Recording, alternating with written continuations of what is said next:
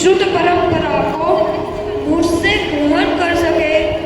लगता है बुद्धि की हीनता के कारण सिद्धांत की सुरक्षा संभव नहीं है। अब उसे लिखित रूप में भी सुरक्षित किया जाना चाहिए, पर अब संभव कैसे होगा, क्योंकि अब मेरा जीवन ही कितना रहा है। अगर योग्य शिष्य मिल जाते तो सब कुछ अच्छा सिखाकर चिंता से मुक्त हो जाऊं।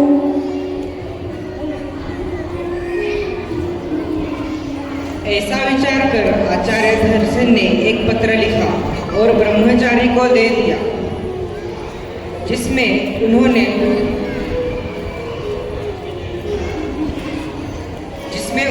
श्रुत ज्ञान में समर्थ और श्रुत धारण करने वाले, बुद्धि से तीक्ष्ण ऐसे 2 मुनिराज मेरे समक्ष भेजे जाए, ऐसा आदेश दिया।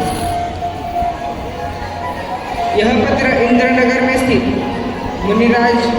मुनि संघ के पास पहुंचाया।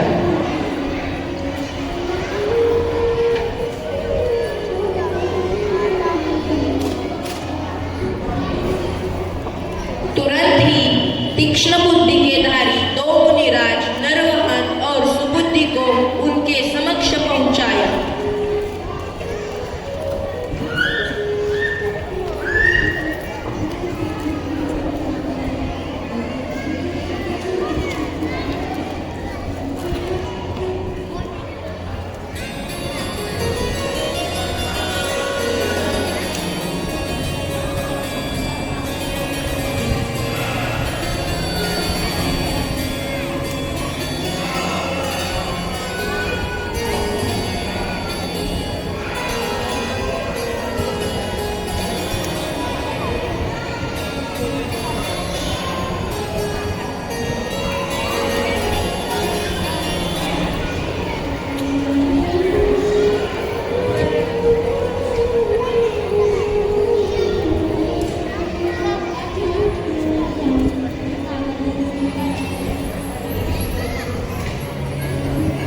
उसी रात्रि आचार्य धनसेन को आगमन सूचक एक मंगल स्वप्न आया कि जवान, बलिष्ठ और कर्मठ 2 बैलों का जोड़ा उनकी ओर चला आ रहा है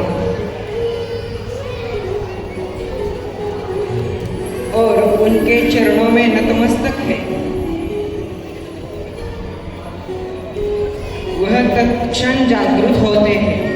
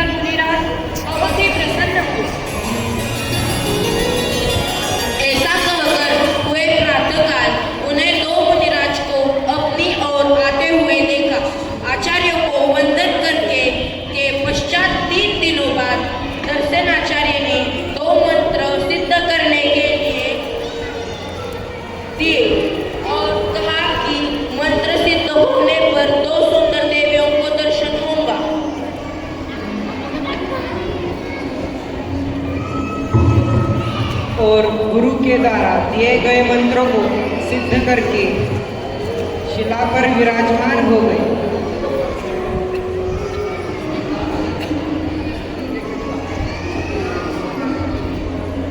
मंत्र की सिद्धि करने पर एक मुनिराज के समक्ष एक नेत्र वाली और दूसरे मुनिराज के समक्ष लंबे दांतों वाली देवियां प्रकट हुई।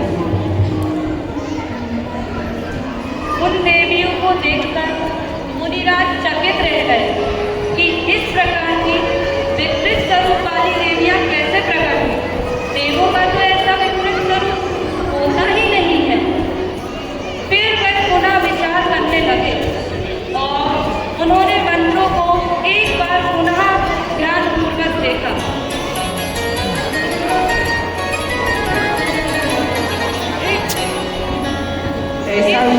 ऐसा विचार कर वह दोनों मंत्रों को व्याकरण विधि से शुद्ध कर मंत्रों के प्रभाव से दो सुंदर देवियां प्रकट हो गई।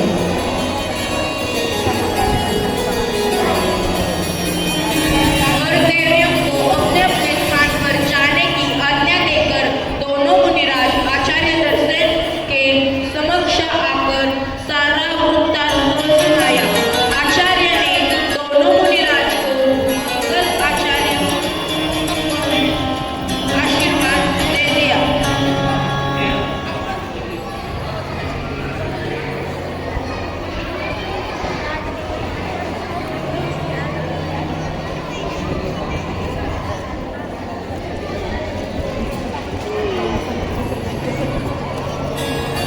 तो आचार्य दर्शन ने दोनों मुनिराज को मंगल आशीर्वाद प्रदान किया और फिर आचार्य ने उन्हें श्रुत ज्ञान का अभ्यास कराया, आगम ग्रंथों का अध्ययन कराया और अल्प समय में कुशलता पूर्वक आगम अभ्यास में दक्षता प्राप्त की।